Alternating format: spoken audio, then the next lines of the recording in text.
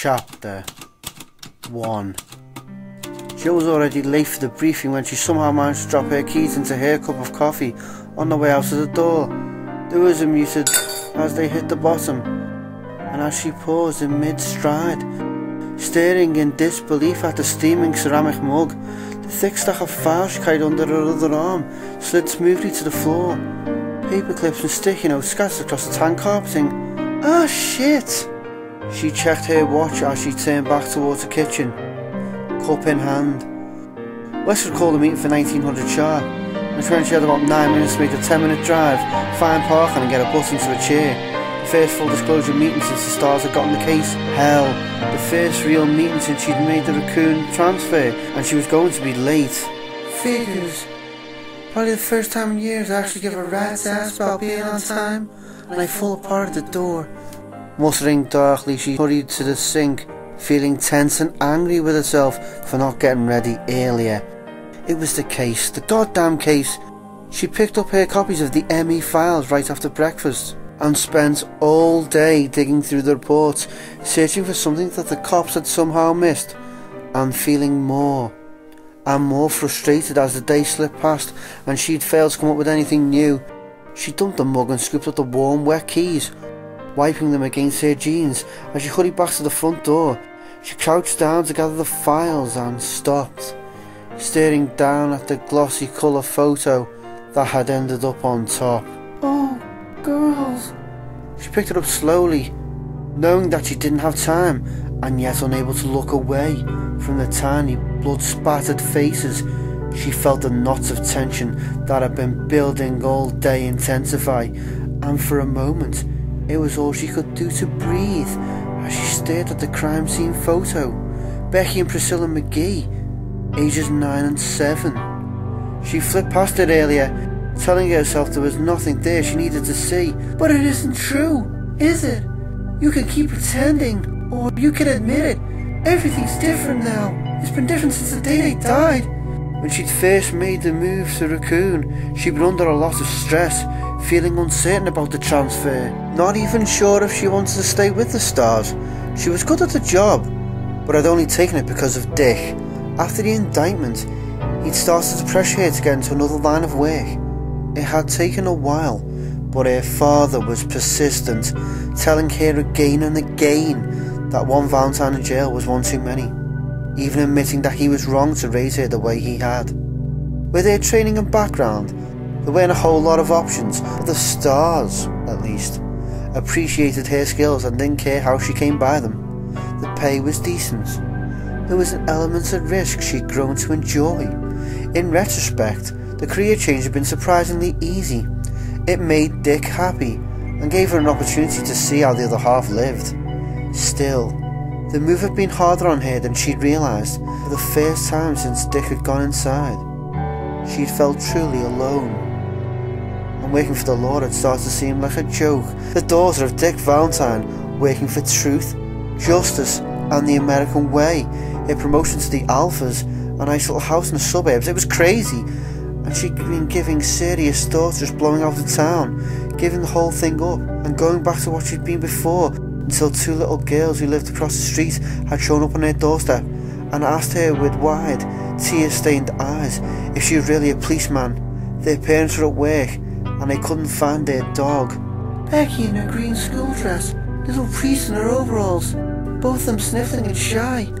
The pup had been wandering through a garden only a few blocks away, no sweat, and she'd made 2 new friends as easy as that. The sisters promptly adopted Jill, showing up after school to bring her scraggly bunches of flowers, playing in her yard on weekends, singing her endless songs they'd learned from movies and cartoons. It wasn't like the girls had miraculously changed her outlook or taken away her loneliness, but somehow her thought of leaving had been put on the back burner, left alone for a while. For the first time in her 23 years, she'd started to feel like a part of the community she lived and worked in. The change so subtle and gradual that she'd hardly noticed. 6 weeks ago, Becky and Priest had wandered away from a family picnic in Victory Park and become the first two victims of the psychopaths that had since terrorised the isolated city. The photo trembled slightly in her hand, sparing her nothing. Becky lying on her back, staring blindly at the sky, a gaping, ragged hole in her belly. Priest was sprawled next to her, arms outstretched, chunks of flesh ripped away savagely from the slender limbs. Both children had been eviscerated, dying of massive trauma before they bled out. If they'd screamed, no one had heard. Enough! They're gone. But now you can finally do something about it. Jill fumbled the papers back into their folder, then stepped outside into the evening, breathing deeply. The scent of freshly cut grass was heavy in the sun-warmed air. Somewhere down the street, a dog barked happily amidst the shouts of children. She hurried to the small, dented grey hatchback parked by the front walk, forcing herself not to look at the silent McGee house as she started the car and pulled away from the curb. Jill drove through the wide suburban streets of her neighbourhood, window down, pushing the speed limit but careful to watch for kids and pets. There weren't many of either around. Since the trouble had started, more and more people were keeping their children and animals indoors, even during the day. The little hatchback shuddered as she accelerated up the ramp to Highway 202. The warm, dry air whipping her hair back from her face. It felt good, like waking up from a bad dream. She sped through the sun-dappled evening, the shadows of the trees growing long across the road. Whether it was fate or just the luck of the draw, her life had been touched by what was happening in Raccoon City. She couldn't keep pretending that she was some jaded ex-thief trying to stay out of jail, trying to toe the line to make her father happy, or that what the stars were about to do was just another job. It mattered.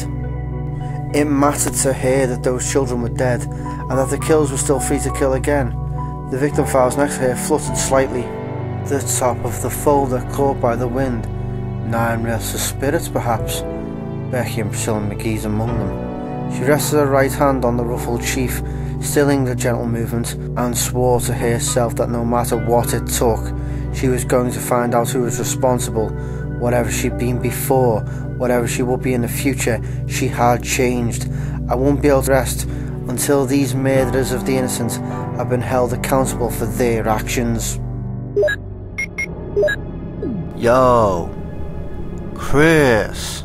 Chris turned away from the soda machine and saw Forrest Speyer striding down the empty hall toward him, a wide grin on his tanned, boyish face. Forrest was actually a few years older than Chris, but looked like a rebellious teenager. Long hair, studded jean jacket, a tattoo of a skull smoking a cigarette on his left shoulder. He was also an excellent mechanic, and one of the best shots Chris had ever seen in action. Hey, Forrest, what's up? Chris scooped up a can of club soda from the machine's dispenser and glanced at his watch. He still had a couple of minutes before the meeting. He smiled tiredly as Forrest stopped in front of him, blue eyes sparkling. Forrest was carrying an armful of equipment, vest, utility belt and shoulder pack. Wesker gave Marina the go-ahead to start the search. Bravo team's going in. Even excited, Forrest Alabama twang slowed his words to a stereotypical drawl. He dropped his stuff on one of the visitors' chairs, still grinning widely. Chris frowned. When? Now. Soon as I warm up the copter. Forrest pulled his Kevlar vest over his t-shirt as he spoke. While you alphas are taking notes, we're gonna kick some cannibal ass. Nothing if not confident, us stars. Yeah, well, just watch your ass, okay? Still think there's more going on here than a couple of slobbering nut jobs hanging round the woods. You know it.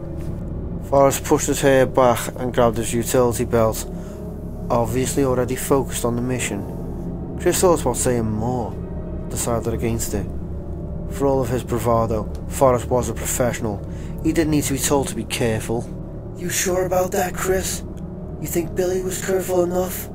Sighing inwardly, Chris slapped Forrest's shoulder lightly and headed for ops through the doorway of the small upstairs waiting room and down the hall. He He was surprised that Wesker was sending the teams in separately. Although it was standard for the less experienced stars to do the initial recon, this wasn't exactly a standard operation. The number of deaths they were dealing with alone was enough to call for a more aggressive offense. The fact that there were signs of organisations of the murders should have brought it to A1 status, and Wesker was still treating it like some kind of training run. Nobody else sees it. They didn't know Billy. Chris thought again about the late night call he'd gotten last week from his childhood friend. He hadn't heard from Billy in a while, but knew that he'd taken a research position with Umbrella. The pharmaceutical company was the single biggest contributor to the economic prosperity of Raccoon City.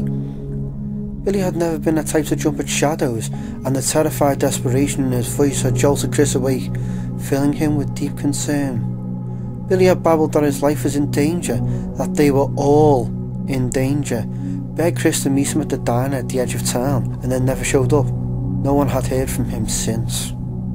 Chris had run it over and over again in his mind during the sleepless nights since Billy's disappearance, trying to convince himself that there was no connection to the attacks on Raccoon, and yet was unable to shake the growing uncertainty that there was more going on than met the eye, and that Billy had known what it was.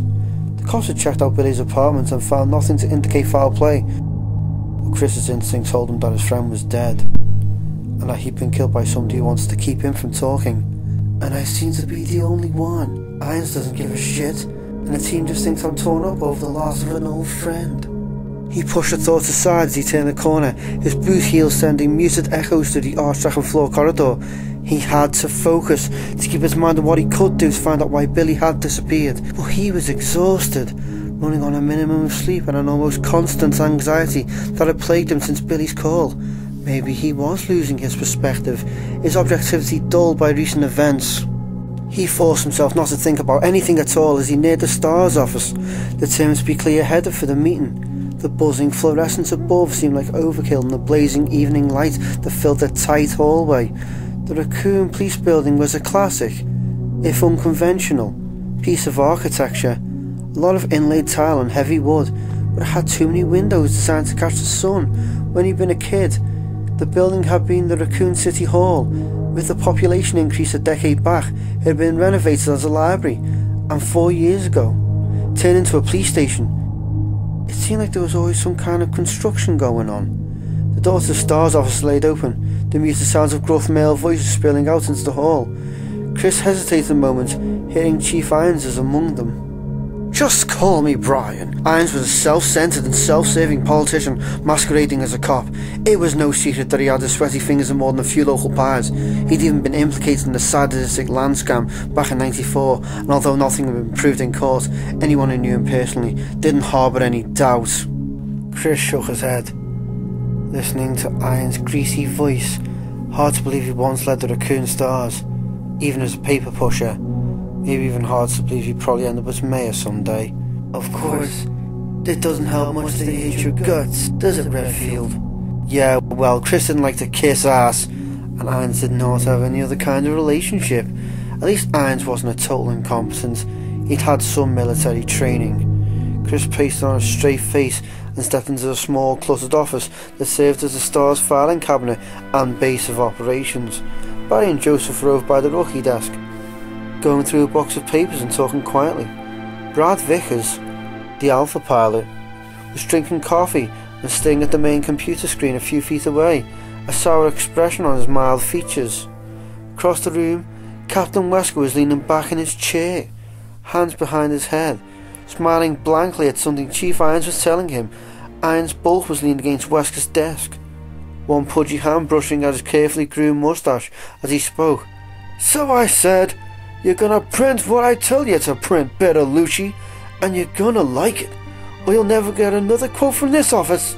And he says, "Chris," Wesker interrupted the chief, signaling forward. "Good, you're here. Looks like we can stop wasting time." Irons scowled in his direction, but Chris kept his poker face. Wesker didn't care much for Irons either, and didn't bother trying to be any more than polite in his dealings with the man. From the glint in his eye, it was obvious that he didn't care who knew it either. Chris walked into the office and stood by the desk he shared with Ken Sullivan, one of the Bravo team. Since the teams usually worked different shifts, they didn't need much room. He set the unopened can of soda on the battered desktop and looked at Wesker. "You're sending Bravo in." The captain gazed back at him impassively, arms folded across his chest. "Standard procedure, Chris." Chris sat down, frowning. "Yeah, but with what we talked about last week, I thought..." Irons interrupted. "I gave the order, Redfield. I know you think there's some kind of cloak and dagger going on here, but I don't see any reason to deviate from policy." "Sanctimonious prick." Chris forced a smile, knowing it would irritate Irons. "Of course, sir. No need to explain yourself on my behalf." Irons glared at him for a moment, his piggy little eyes snapping, then apparently decided to let it drop. He turned back to Wesker. "I'll expect a report when Bravo returns. Now if you'll excuse me." "Captain," Wesker nodded. "Chief." Irons stalked past Chris and out of the room. He'd been gone less than a minute before Barry started in. "Think the chief took a shit today? Maybe we ought to chip in for Christmas. Get him some laxatives." Joseph and Brad laughed. Chris couldn't bring himself to join in. Irons was a joke, but his mishandling of this investigation wasn't all that funny. The Stars should have been called in at the beginning instead of acting as RPD backup. He looked back at Wesker, the man's perpetually composed expression hard to read. Wesker had taken over the Raccoon Stars only a few months ago, transferred by the Home Office in New York, and Chris still didn't have any real insight into his character. The new captain seemed to be everything he was reputed to be. Smooth, professional, cool, but there was a kind of distance to him. A sense he was often far removed from what was going on. Wesker sighed and stood up. "Sorry, Chris. I know you wanted things to go different, but Irons didn't put a whole lot of stock into your misgivings." Chris nodded. Wesker could make recommendations, but Irons was the only one who could upgrade the mission's status. "Not your fault." Barry walked towards them, scruffing at his short reddish beard with one giant fist. Barry Bain was only 6 feet tall, but built like a truck. His only passion outside of his family and his weapons collection was weightlifting, and it showed. "Don't sweat it, Chris. Marini will call us in the second he smells trouble. Irons is just pulling your chain."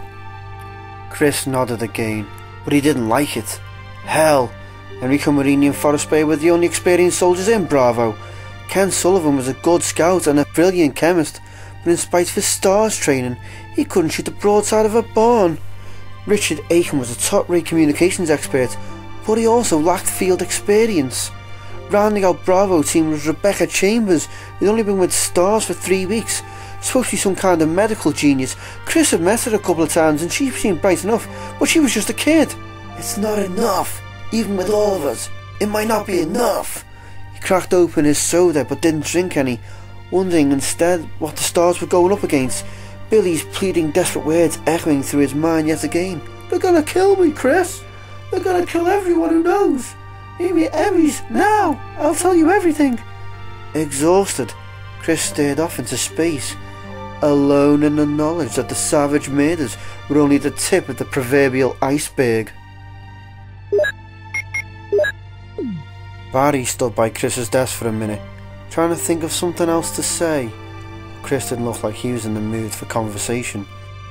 Barry shrugged inwardly and headed back to where Joseph was going through files. Chris was a good guy, but he took things too hard sometimes. He'd get over it as soon as it was their turn to step in. Man, it was hot. Seemingly endless trickles of sweat rolled down his spine.